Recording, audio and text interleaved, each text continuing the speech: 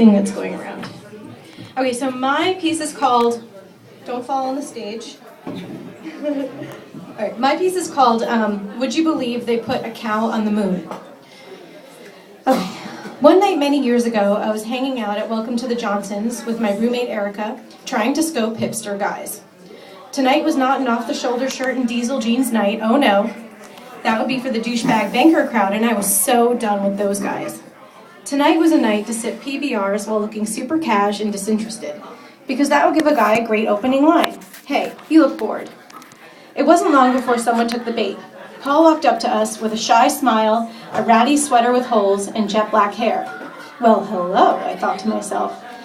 He leaned against the wall next to me and shook the hair out of his eyes as he introduced himself. His voice was squeaky, like a cross between a mouse and Pee Wee Herman, but like a really cute mouse and a hot version of Pee Wee Herman. Paul asked me what I did. I told him I was an editorial assistant at a large publishing house. He told me he was in a creative field too. He was in a one-person band called Tacotron 2000. So that's like your job? No, I just moved here, so the job thing has been kind of tough. I'm working for Con Edison. Oh, that was interesting. I was familiar with the company called Con Edison. They sent me mail once a month. Around the time that we met, there'd been an unfortunate accident with the manholes in the East Village, and a girl and her dog had gotten electrocuted by stepping on one. So Paul was part of a crew that went out from 1 to 4 in the morning to check manhole covers. I thought he was like a superhero trolling the streets at night in ripped-up Converse, saving New Yorkers from certain death. Before I left the bar, we made plans to get together the next day at Housing Works bookstore. As soon as I got back to my apartment, I Googled Tacotron 2000. There were lots of creative ditties in his oeuvre. Songs like Cowboy in a Hyundai, or My Boss is Definitely Gay. But my favorite was the one about his dead dog, The Night When Sassy Left This World. I'm going to sing a little part of it for you. The night when Sassy left this world was a shame.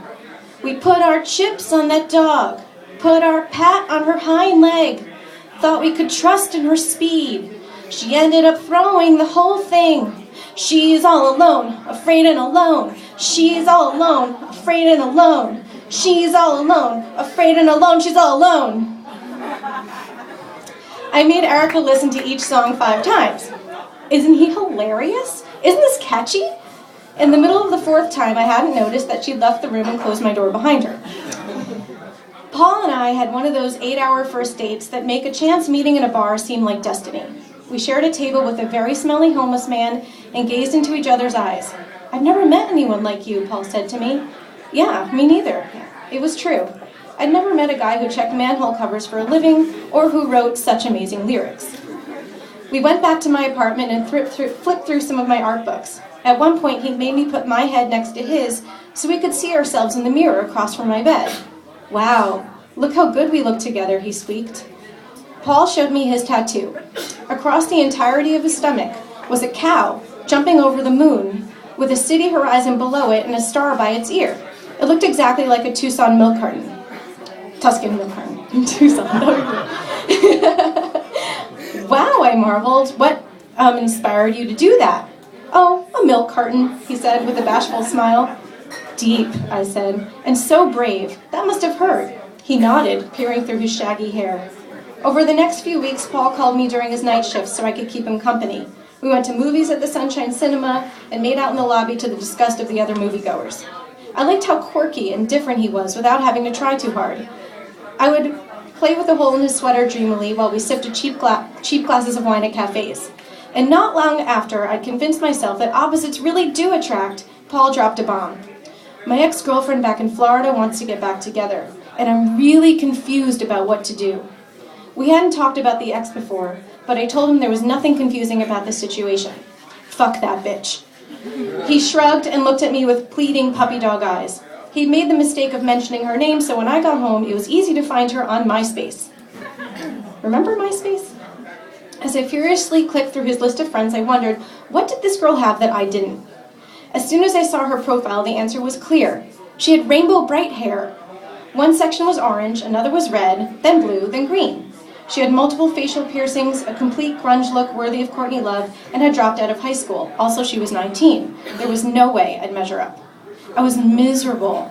No, we'd never been serious, but Paul was the nice Jewish girl meets artsy goy dream come true.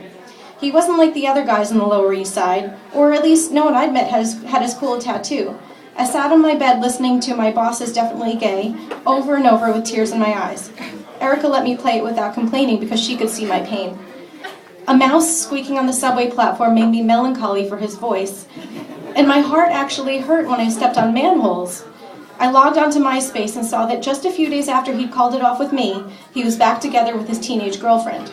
The two of them were mugging for the camera as they stared into the bathroom mirror with their heads touching. Ouch. I'm a different person now. I mean, I like men with careers and clean hair and strong male voices, for example, my husband. I hadn't thought about Paul in many years, until just the other day I went to pour myself a glass of milk. You can clap now.